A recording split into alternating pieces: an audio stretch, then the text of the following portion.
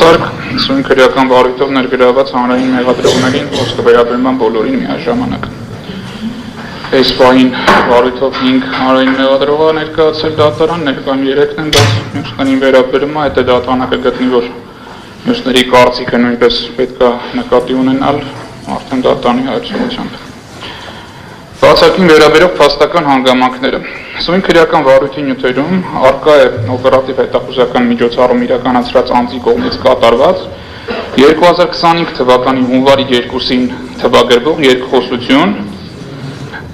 արձանագրությունը կազմվել է 07/02/2025 թվականին, ինչպես նաև քննիչի կողմից քրեական վարույթի ընթացքում 20/06/2025 թվականին կատարված զննության արձանագրություններ կա, որոնցում կատարված է ակնհայտ կեղծիք։ Երկխոսության առանձին հատված դուրս է բերված արձանագրությունից, քննարկման բովանդակությունը այլ համատեքստում ներկայացնելու համար, ինչը հետագայում օգտագործվել է ՀՀ քննչական կոմիտեի պաշտոնական հաղորդագրություններում, ՀՀ քննչական կոմիտեի նախագահի և ՀՀ գլխավոր դատախազի հանրային հեռուստաընկերության եթերում հարցազրույցներում, Հայաստանի Հանրապետության ազգային ժողովի պատգամավոր Արթուր Լավրենտի Սարգսյանի նկատմամբ հանրային քրեական հետապնդում հարուցելուն համաձայնություն տալու մասին, Հայաստանի Հանրապետության գլխավոր դատախազի 03/07/2025 թվականի միջնորդագրում, ինչպես նաև վերջինիս ազգային ժողովում ելույթներում։ Նկատի ունենալով, որ դատարանը նշված փուլում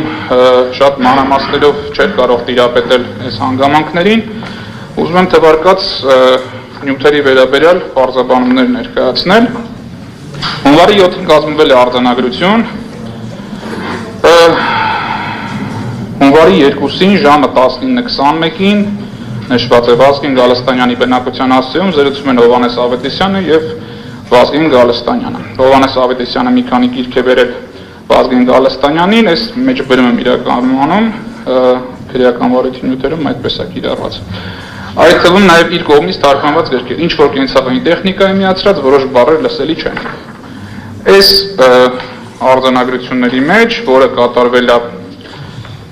ազգային անվտանգության ծառայության օպերլիազոր Աղաջանյանի կողմից, որպես ՕՀՄ արձանագրություն, սահագրված է այդ խոսակցության բովանդակությունը, որը ամբողջությամբ չեմ ընթերցի վերաբերել չլինելու պատճառով, բայց ամբողջությամբ կներկայացնեմ դատարանին, որպեսզի հասկացվի, որ պաշտպանության կողմը առանձին հատված դրանից չի ներկայացնում։ Սրա մասին հանրությանը հայտնի է, զանգվածային լրատվության միջոցներով ներկայացրել ենք, առանձին հպանցիկ անդրադարձել ենք նաև նախորդ դատական նիստերից մեկով։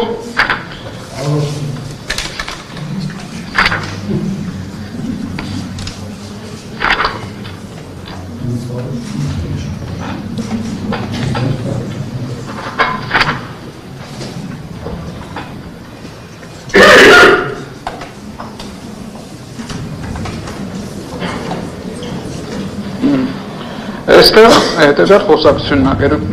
ընթանում, արդեն վերաբերելի հատվածով նայեմ, իմ գրածը չկարդացիր, Հովհաննես Ավետիսյան, որը որ չեմ կարդացել, Գալստանյան, էլի երկրորդ երրորդ անգամ չեմ ասելու, և այդ հարցի պատասխանը Հովհաննես Ավետիսյան, մարդկանց գիտակցությունը փոխելն է դժվար։ Պատասխան դժվար չի, Ավետիսյանը պատասխանում է, մենք մարդիկ, մարդկանց և խոսակցությունը ավարտվում է։ Այնուհետև գալիս է Վազգեն Գալստանյան նշումով արտահայտություն, մենք դրել ենք բանի վրա, համոզենք, քարոզենք, ինչը համոզել, քարոզել, 2 հոգու պատի տակ գյուլում ես, մի 15 հոգու էլ դնում ես բանտը պրծավ գնաց։ Պատասխան, ես դրան լուսավորչական դիկտատուրա եմ ասում, դրան պատասխանում է, չէ, գնդակահարում ես, ինչու համարում ես, որ ինքը գործել է դավաճանություն պետության դեմ, գնդակահարում ես, ընտանիքին էլ կոմպենսացիա ես տալիս կյանքի համար, ուրախ կլինեն։ Պատասխանանչում սենց պետություն չեն սարքում եւ այլն։ Սա արձանագրել է ազգային անվտանգության ծառայության օպերլիազորը եւ ըստ իրեն սա ամբողջական տեղեկատվություն պարունակող տվյալներ են։ Դրանից հետո արդեն հունիսի 20-ին քննիչ Մանոյանի կողմից, ով նաև էս գործող քննչական խմբի ղեկավարներ, այսինքն դժվար ասել, որ ինքը տեղեկացված չէր գործի առանձին ներկայություններից, բովանդակությունից եւ այլն, այսինքն ամբողջ գործի բովանդակություն իրեն հայտնի է, կատարվել է փաստաթղթի զննություն, սկսել է զննությունը ժամը 10:30-ին, ավարտել 14:10-ին, Ինչը նշում, զննությամբ պարզվեց հետևյալը, կրկին նշվում է, որ տեղի ունեցել երկխոսություն Գալստանյանի եւ Ավետիսյանի միջև, նույն տեքստը սղագրած է, էլի բովանդակություն ամբողջությամբ չեմ ընթերցում, եւ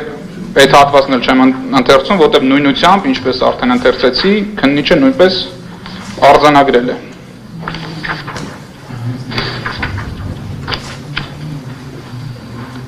Ու դատանի ուշադրությանն եմ հրավիրում, որ նաև ի տարբերություն ԱԱԾ օպերլիազորի, որ գոնե առանձին հատվածներում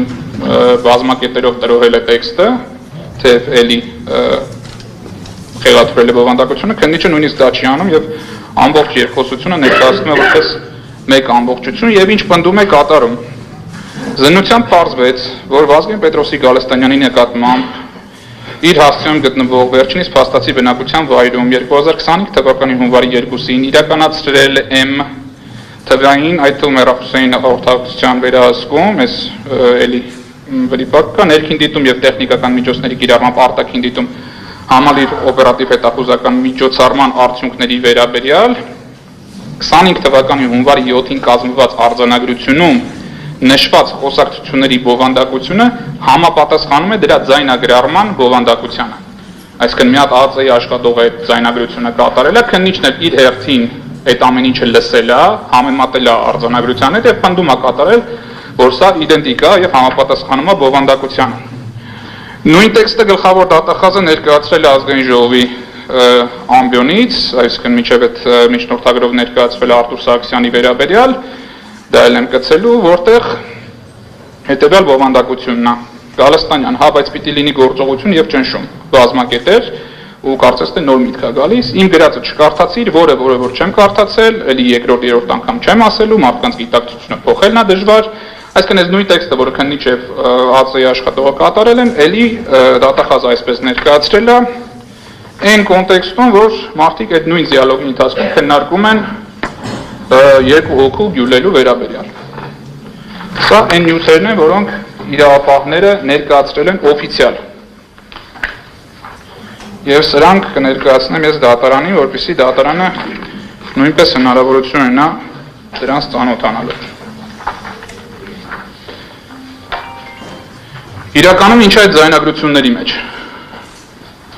Հետևյալ տեքստն է։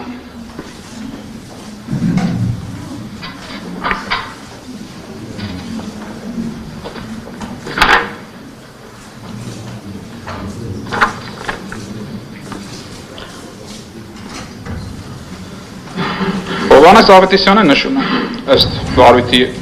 ես էլ պնդում չեմ կարող անել, որտեղ որևէ փորձաքննություն չի նշանակել եւ անձիկ չեն նույնականացվել, բայց համենայն դեպս ըստ վարույթի նյութերի այդպես են նույնականացրել։ Նշում եմ, հիմա տեսեք մեր կոնցեպտը օրինակ։ Եթե մենք տենց ազգայնական մարդկանց հետ շատ ենք խոսում, մենք ընդհանուր պետության կառավարման, քանի ես վիճակում ենք, մենք հələ 100 տարի ես վիճակում ենք, պաշարված ամրոցի գաղափարախոսություն դնենք։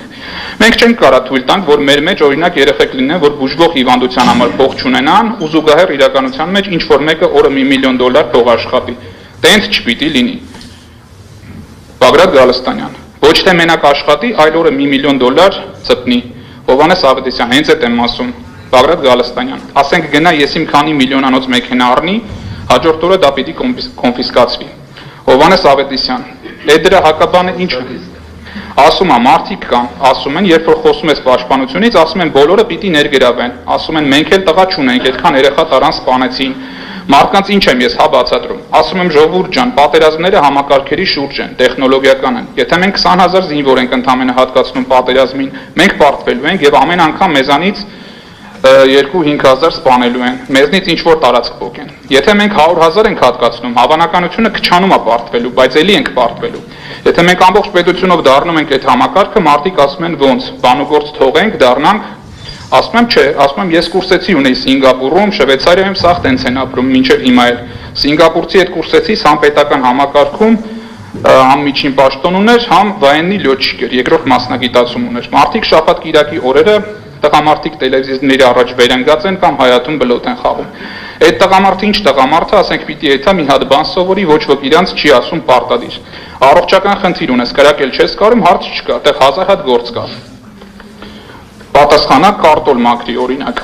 Հովհաննես Ավետիսյանը պատասխանում է. Կարտոլ մաքրի, բան թրծրա, հիմա 1000 բան կա։ Հաշվապահություն արա, հիմա այնտեղ բունկերները պիտի սարքվի, 1000 ու մի գործ ունենք անելու։ Հիմա այս ինչի համար եմ ասում, քանի մենք ամբողջ պետությունը չենք դրել այդ տրամաբանությամբ, մեր պաշտպանությամբ զբաղվելու, եթե գնալու են ռուսին վիզ ծռեն, ասեն ախպեր արի մեզ պաշտպանի, ռուսը ինչ անում, գալու ասելու է հարց չկա, ես զորքերը կմտցնեմ, ես կանեմ, բայց այս ԶՊՄԿ-ն իմն է, այս ոսկու հանքերն իմն է, այս երկաթգիծն իմն է, այն ինչը միջև հիմա արել է։ Չեք ուզում ախպեր ջան, վերջում էլ ոնց որ սովետի վաղ ցեղասպանված ժողովուրդը 300,000 զոհ ա տվել 20 տարի հետո ընդամենը։ Տենց ոնց է լինում ախր։ Այդքան զինվոր մեր պետության համար կռվեր, հիմա ծովից ծով Հայաստան կունենայինք։ 300,000 բերանով էս ասում։ Գալստանյանը պատասխանում է 600,000-ն են կռվել։ Ավետիսյան 300,000 մեռել են, էլի 300-ին էլ երևի ինվալիդ են սարքել։ Հիմա բայց որ այդքան որ ասում են, հիմա 3 միլիոն մարդ ենք։ Թվերով նայում եմ, ես այդ թվերը բարբերաբար նայում եմ, 16-ից 55 տարեկան, 60 տարեկան, 700-ից 800,000 տղամարդ, լավ ասենք 20%-ի ինվալիդ է, չգիտեմ, ոտնաջարդված էս այն է, իրանք էլ կարան մասնակցեն, թող կանայք էլ պետք է մասնակցեն, այն Նորվեգիան, որը որ Նորվեգիա պետությունը պատկերացնում եք, չէ՞ ինչի մասին է խոսքը, մարդը միլիոն հատ պետական սոցիալական ապահովության ֆոնդ ունեն, մինչև խորը ծերություն պետությունը փող է որ տալիս է, ընդհանրապես խնդիր չունեն։ Կանանց ծառայությունը պարտադիր է այդ երկրում։ Ընդ որում նոր չեն արել, շուտ բանից է տենց Իսրայելի պես։ Ասում եմ, ասենք լավ ժողովուրդ ջան, բայց մարդիկ էս չեն, այն վերևը ով էր, որ իրանց խափեն կպնի, բայց մարդիկ հասկանում են, տրամաբանությունը հետևյալն է, երբ որ դու ուժեղ ես, ոչ մեկ չի մտածում քո վրա գալու մասին, բայց երբ որ դու թույլ ես, քեզ օգտագործելու է, ինչ որ մեկը գալու ասի, ապեր, ոնց որ ես նավթը շատ է քեզ, արի կեսը տուր ինձ, այն ինչը ինձ է, այն ինչը ինձ է, բայց այս ինչի եմ ես սենց խոսում, իհարկե մենք երկուսով է շատ լավ հասկանում ենք, բայց ես հիմա այս ամեն ինչը քարոզչության վերածելով մարդկանց պարզ բացատրենք, որ հասկանան, ես հետի հələ չեմ կարողանում, հələ որ իմ մասով լավ չի ստացվում։ Ես էլ որ բարդ եմ խոսում, հարցազրույցները ես հետո իմ խոսածածը լսում եմ, ասում եմ այ մարդ, ես դու հազիվ քո խոսածածը ջոգեցիր, մարդիկ ոնց հասկանան։ Այդ բարձ հասարակ խոսալ եւ բացատրել մարդկանց, որ ժողովուրդ ջան, եթե սաղ ասենք թեմայի մեջ, մեզանից չեն կարող մեզ սպանեն։ Եթե մենք 20,000 զինվոր ենք գրգում ընդամենը, մենք մեզ վարի ենք տալու։ Եթե մենք ամբողջ պետությունով ասում ենք, մենք ենք թե այս մեր երկիրն է, այս մեր իրավունքն է, Արցախը մերն է, այն ինչը մերն է, չգիտեմ, ցեղասպանության հատուցման պահանջը մենք չենք դադարեցնելու, այդ ամեն ինչը գործիքներ են։ Պատասխանանչում, մենք պետք է գմբեթներ սարքենք։ Ավետիսյանը պատասխանում է, գմբեթ չգիտեմ, բայց շվեյցարական ու իսրայելական մոդելի համակցությունը ինքը շատ ուժեղ է։ Այսինքն ամբողջ պետությունը բունկերներ։ Այն օրը Ֆինլանդիայում բան էր, էլի, եվրոպական ժողովի նման բառ ասում, ինչ որ հանդիպում էր, Ֆինլանդիայում ռուսական գույք են պետականացրել եւ տվել են ուկրաինական եսիմինչ ֆոնդի։ Լրագրողը ֆիներին հարցեր է տալիս, ասում է ժողովուրդ ջան, չեք վախում, որ հեսա ռուսները կգժվեն, ձեր հարևաններն են 100 կիլոմետր սահման ունեք։ Դե ասում ենք բան ենք, պատրաստ ենք բոլոր գործողություններին, որովհետեւ նախ ասում մենք մեր ժողովրդին ապահովել ենք 90+% ունի բունկերներ։ Եթե ամենօրյա ռեժիմով ռմբակոծի Ռուսաստանը բունկերը մենակ պահկվելու տեղ չի, այնտեղ ջրի պաշար կա, սննդի պաշար, ասում ենք պատրաստ ենք այդ ամեն ինչի։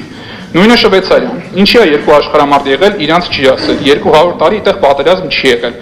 Մարդը հիմա կա մեկ-մեկ խոսում ենք, ասում է, մինչև հիմի մեր մոտ պարտադիր է զինվորական կրթությունը, ամեն մեկը ունի իր թվագրված զենք, ասենք պատերազմ սկսեց, գործողություն սկսեց, ինքը գիտի։ Գնում է այսինչ կետը, վերցնում է իր զենքը, գնում միանում այսինչ վայրում, այսինչ ժամին, այսինչ դասակին կատարում է այսինչ գործողությունը։ Համակարգը է դա։ Ինքը պահում է, իր այծն է, իր պամիդորն է, իր էսա էնա։ Գալստանյանը պատասխանում է, պետք է սարքել։ Ավետիսյան, բա մարդկանց գիտակցությունը փոխելն է դժվար։ Գալստանյան, դժվար չի։ Մենք դրել ենք բանի վրա համոզենք, քարոզենք, ինչ համոզենք։ 2 հոգու պալիտակ գյուլում ես, մի 15 հոգու դնում ես, բանտը պրծավ գնաց։ Ես դրան լուսավորչական դիկտատուրա եմ ասում, պատասխանն է հնչում։ Գալստանյան, գնդակահարում ես ինչու, համարում ես, որ ինքը գործել է դավաճանաբար պետության դեմ, գնդակահարում ես ընտանիքին կոմպենսացիա տալիս կյանքի համար, իրենք էլ ուրախ կլինեն։ Ավետիսյան, այդ կարգի գործողությունները մենք մեր թիմակիցների հանդեպ առաջին հերթին պիտի անենք, որովհետև մեր մեջ են լինելու մարդիկ, որ չի լսում այստեղ, մեկին դրիր այդ փողի բանի վրա փչանալու են տեղում։ Գալստանյան, հենց առաջինը թիմակիցներին, առանց երկրորդ խոսքի չկա լավ էս անգամ, տենց բան չկա, պետությունը տենց չեն սարքի։ Սա եղել է այս խոսակցության իրական բովանդակությունը, որը քննիչը լսելով, այնուամենայնիվ արձանագրել է, որ ինքը լսեց եւ ամեն ինչ ճիշտ է արձանագրված։ Իսկ այս երկու բովանդակությունները ծայրահեղ տարբեր բաների մասին են։ Հիմա թե ինչ կապ ունի այս ամեն ինչը հանրային մեղադրողներին ներկայացվող բացարկի հետ։ Առնվազն սույն քրեական վարույթով նախնական դատալսումների ընթացքում, սա ասում առնվազն, որտեղ հանրային տիրույթում սա շատ ենք քննարկել եւ միամտություն է կարծել, որ մարդիկ դրա մասին չէին իմանալու, բայց առնվազն սույն քրեական վարույթով նախնական դատալսումների ընթացքում դատական նիստերի դահլիճում հայտարարվել է, որ քրեական վարույթում առկա են եւ մեղադրական եզրակացության մեջ տեղ են գտել նշված կեղծված ապացույցները, շատ հստակ ասում, կեղծված ապացույցներ, որովհետեւ դրվել են հետապնդվող անձանց խափանման միջոցների հիմքում։ Ինչի եմ ասում կեղծված, ինչի սա որևէ տեսակի վրիպակ թերացում չի, որովհետեւ նույնքը Նիչը ասում է, որ ինքը հաստատում է, որ ինքը լսել է երկու արձանագրությունը եւ ձայնագրությունը եւ դա իրականությանը համապատասխանում է։ Այս արարքը կարող է կատարվի միայն դիտավորությամբ։ Տեղեկատվությունը գոնե այդ փուլում ստանալուց հետո, այսինքն մեր նախնական դատական նիստերից մեկից ստանալուց հետո, վարույթի հանրային մասնակիցները, հանրային մեղադրողները այս պարագայում որևէ գործողություն չեն ձեռնարկել կեղծիքների հանգամանքները պարզելու եւ իրենց լիազորությունների շրջանակում արձագանքելու համար։ Եթե կա սրա վերաբերյալ հակառակ տվյալ, խնդրեմ հրապարակեն, բայց ես տեղյակ եմ եւ համենայն դեպս դատախազությունն էլ որևէ պաշտոնական հայտարարություն այս հարցի վերաբերյալ չունի, ինչպես է ստացվում, որ կեղծիքով կազմված մեղադրական եզրակացություն հայտնվել է դատարանում եւ այդ կեղծիքների դեմ ոչ մեկ պայքարելու ցանկություն միտում չունի։ Բացառկի իրավական հիմքերի վերաբերյալ համաձայն դատախազության մասին ՀՀ օրենքի 43-րդ հոդվածի դատախազի պաշտոնն առաջին անգամ զբաղեցնող անձը իր պաշտոնը ստանձնում է դատախազության կոլեգիայի նիստում հանդիսավոր պայմաններում տրված հետևյալ երդման տեքստով։ Պաշտոնական լիազորություններս իրականացնելիս երդվում եմ անշեղորեն ղեկավարվել Հայաստանի Հանրապետության սահմանադրությամբ եւ օրենքներով, անձավոր ոտնձգություններից պաշտպանել մարդու եւ քաղաքացու իրավունքների եւ ազատությունները, Հայաստանի Հանրապետության սահմանադրական կարգն ու անվտանգությունը, իմ գործունեությամբ ամրապնդել օրինականությունը, բարձր պահել դատախազության հեղինակությունը, դատախազի կոչումն ու բարի համբավը։ Նույն օրենքի 72-րդ հոդվածը սահմանում է, որ դատախազը պարտավոր է ցանկացած պայմաններում եւ իրավիճակում իր գործունեությամբ, գործնական, մասնագիտական եւ բարոյական հատկանիշներով զերծ մնալ դատախազության բարձր հեղինակությանը ոչ հարիր կամ այն վարկաբեկող դատախազության նկատմամբ հանրության վստահությունը նվազեցնող կամ դատախազության անկողմնակալության, անաչառության եւ անկախության նկատմամբ կասկած հարուցող վարկակից դրսեւորելուց։ Ցանկացած պայմաններում եւ իրավիճակում խուսափել դատախազի կոչմանը անհարիր այնպիսի գործնական, մասնագիտական կամ բարոյական կապերից կամ այնպիսի վարկակից դրսեւորելուց, որոնք կարող են արատավորել դատախազի հեղինակությունը, բարի համբավը, պատիվը եւ արժանապատվությունը։ Դրսեւորել քաղաքական զսպվածություն եւ չեզոքություն։ Ձեռնպահ մնալ որևէ վարկակից դրսեւորելուց, որը կարող է քաղաքական գործունեությամբ զբաղվելու տպավորություն ստեղծել, ինչպես նաեւ չդրսեւորել հովանավորչություն որևէ կուսակցության նկատմամբ։ Լինել ինքնուրույն եւ անաչառ, անկախ լինել օրենսդիր եւ գործադիր իշխանությունների եւ այլ պետական մարմինների եւ տեղական ինքնակառավարման մարմինների, հասարակական եւ քաղաքական կազմակերպությունների, լրատվության միջոցների, մասնավոր շահերի, հասարակական կարծիքի եւ այլ կողմնակի ազդեցություններից, ճնշումներից, սպառնալիքներից եւ այլ միջամտությունից ազատ լինել քննադատվելու մտավախությունից։ Լինել օրինապահ, արդարամիտ, համբերատար, կարգապահ, զուսպ, կշռադատված, բարեկիրթ, սկզբունքային, անկողմնակալ եւ հաստատակամ, ուրիշի կարծիքը լսող, հարգող եւ այլակարծությունը հանդուրժող, այլ անձանց իրավունքների սահմանափակման նոված գործողություններ իրականացնելիս դրսեւորել ծայրահեղ ողջախոհություն եւ բարեկրթություն։ Լինել անհանդուրժողական գործընկերների վարքագծի կանոնների թույլ տված խախտումների եւ ոչ բարոյական վարքագծի նկատմամբ։ Համապատասխան մարմիններին անհապաղ տեղեկացնել մարդկանց կյանքին, առողջության եւ շրջակա միջավայրին անվտանգությանը սպառնացող վտանգի մասին, միջոցներ ձեռնարկել դրանք ժամանակին կանխարգելելու եւ հետևանքները վերացնելու նպատակով, պաշտպանել մարդու իրավունքները եւ հիմնական ազատությունները, աջակցել դրանց իրականացմանը։ Քրեական դատավարության օրենսգրքի 67-րդ հոդվածը նախատեսում է, որ վարույթի հանրային մասնակիցը չի կարող մասնակցել քրեական վարույթին, եթե առկա է նույն օրենսգրքի 66-րդ հոդվածի առաջին մասի 2-րդ կետերով նախատեսված որևէ հանգամանք։ Հղում է տալիս դատավորի ինքնաբացարկի հիմքերին, դատավորի թիվս Հայաստանի Հանրապետության դատական օրենսգրքի սահմանադրական օրենքի չի կարող օրենքով նախատեսված հիմքերի չի կարող մասնակցել վարույթին, եթե առկա են այլ հանգամանքներ, որոնք կարող են ողջամիտ կասկած հարուցել տվյալ վարույթի հետ կապված նրա անկողմնակալության մեջ, այսինքն այս նույն կանոնը վերաբերում է նաև հանրային մեղադրողներին։ Համաձայն Հայաստանի Հանրապետության դատական օրենսգիրք Հայաստանի Հանրապետության սահմանադրական օրենքի 71-րդ հոդվածի ինքնաբացարկի հիմքերը ներառում են իթիվս այլնի այն դեպքեր, երբ դատավորը, այս դեպքում հասկանանք հանրային մեղադրողը, կանխակալ վերաբերմունք ունի որպես կողմ հանդես եկող անձի, նրա ներկայացուցիչի, փաստաբանի, դատավարության այլ մասնակիցների նկատմամբ։ Նկատի ունենալով, որ սույն քրեական վարույթով մասնակցող հանրային մեղադրողները անտարբեր են իրենց կողմից դատարան ներկայացված մեղադրանքում առկա կեղծիքների հանդեպ։ Օբյեկտիվ դիտորդի մոտ ողջամտորեն կարող է առաջանալ կասկած, որ այդ անտարբերությունը պայմանավորված է հետապնդվող անձանց հանդեպ ունեցած կանխակալ վերաբերմունքով։ Հաշվի առնելով անձանց իրավունքները չպաշտպանելու, դատախազության հեղինակությունը չպաշտպանելու իրենց դրսևորած անգործությունը։ Միևնույն ժամանակ հանրային մեղադրողները արդեն իսկ անձնական շահագրգռվածություն ունեն սույն գործի ելքի հարցում, քանի որ դրանով կարող է պայմանավորված լինել իրենց կողմից կատարված առերևույթ իրավախախտման հանցակազմի հատկանիշները։ Այսինքն, որ դատախազը հաստատում է կեղծ ապացույցի հիման վրա մեղադրական եզրակացություն, չի բացառվում, որ այդ դատավարական գործողությունը կարող է հիմք հանդիսանալ նույն անձի վերաբերյալ մեղադրանքի ներկայացման, ինչը կոնկրետ դատախազի համար սկզբունքային է դարձնում այդ գործով մեղադրանքի ամեն գնով պաշտպանությունը դատարանում, որպեսզի հանկարծ դա մի օր իր նկատմամբ բացասական հետևանքներ չառաջացնի։ Նշված հանգամանքները հաշվի առնելով եւ դատանին ներկայացնելով թվարկված ապացույցները, որպեսզի դատանը հնարավորություն ունենա մինչև ապացույցների հետազոտման փուլը բովանդակային ծանոթանա այդ նյութերին եւ մեղադրական եզրակացության համապատասխան հատվածում դատախազի պնդմանը, որ գործը քննված է օրինական, ներկայացված են օրենքի շրջանակներում հավաքված բավարար եւ թույլատրելի ապացույցներ, դատարանը կարողանա հանգել եզրակացության, որ դատախազները այս գործով շահագրգռված անձինք են գործի ելքով, ոչ թե մասնագիտական պարտականությունների կատարումից ելնելով, այլ ունեն անձնական շահագրգռվածություն իրենց սխալները կոծկելու։ Այս առումով պատվարժան դատարան ես ինչպես ներկա այնպես էլ բացակա հանրային մեղադրողներին հայտնում եմ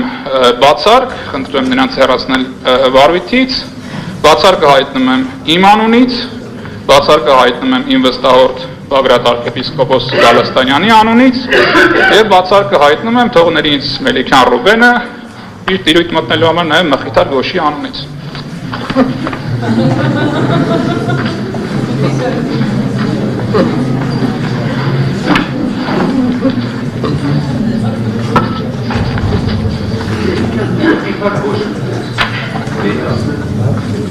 Ես հիմա արդեն փաստաթղթերը կանձնեմ դատարանին։